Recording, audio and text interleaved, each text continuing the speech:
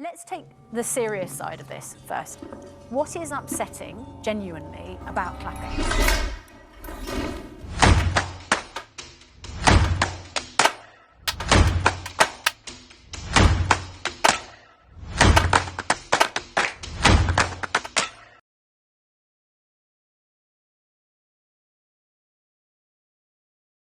So it's actually not just for people with anxiety, it's also people who use hearing aids. Clapping can be disruptive to that.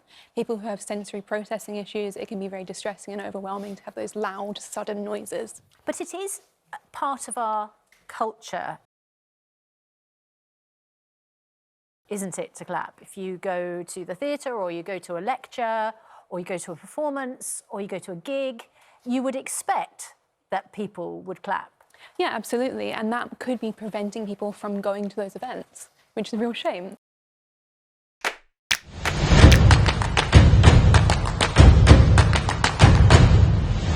So if some theatres or some universities say, actually, we're going to be more inclusive and do jazz hands instead, that would be lovely. More people could get involved. And then what would be the penalty if you clapped? I don't think there's going to be a penalty, frankly. I don't think anyone's going to say, like, you need to leave. But if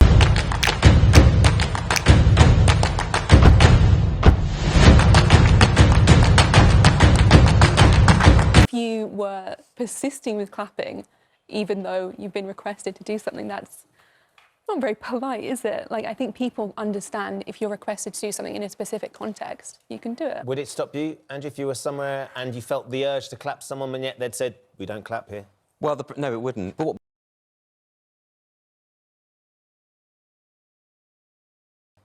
no, it wouldn't. But what we don't do is completely restructure society and completely change societal norms in order to accommodate the sensibilities of a few people. It's interesting.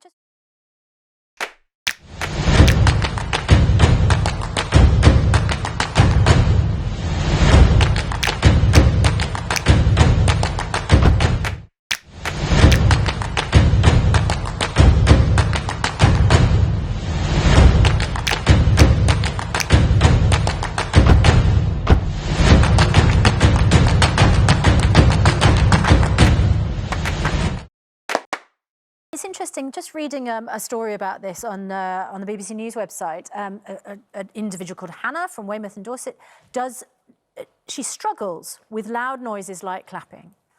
She was diagnosed with autism when she was 23.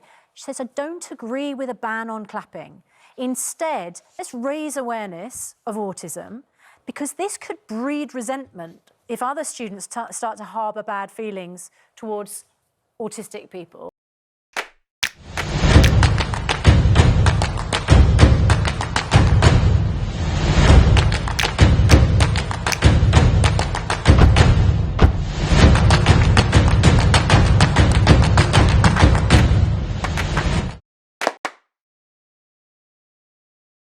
Or perhaps other people who object to clapping. I mean, that is a danger, don't you think? That there are people who would say, why are we banning everything just for a small proportion of people, and blaming them? I think that's definitely possible, but we shouldn't kind of meet the expectations of those judgmental people. There's a lot of anger towards people with allergies as well.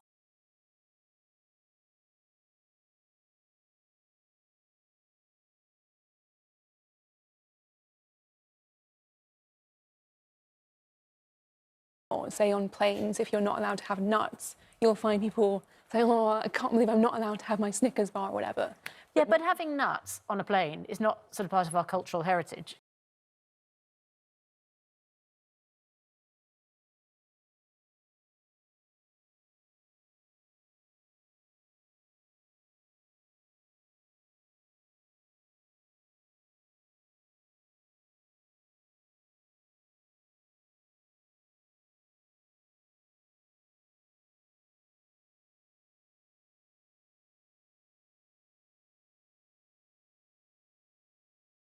It's totally normal, but that doesn't mean it can't change. Andrew, is this a sign of the fact that we are accommodating sort of maybe over-accommodating people Absolutely. who complain about stuff, while acknowledging it can cause problems for some people, but not changing. I think that's what's so worrying about all of this. Actually, it's not just about the jazz hands, the clapping thing. It's about the broader culture. You know, what this is about a broader attempt to infantilise our student body, right? So it ties into things to do with trigger warnings and safe spaces, and to basically coddle students, when actually what university is about is educating them for life in the real world. You go out into the real world, people are going to be applauding in theatres, at sports events. If you talk to any major sports person, they'll tell you that actually it's the applause that keeps them going. It stimulates them. It's really important. Greg on Twitter says, honestly, a room full of people with odd expressions doing jazz hands at me would make me feel a lot more anxious than if they were actually clapping. And there is a sense, isn't there? The vast majority of our audience are getting in touch. Very few saying, I think this is a good idea. And the fact of the matter is, as you say, you know, perhaps at university people might be OK with that, but they have to go into the real world at some point, don't they?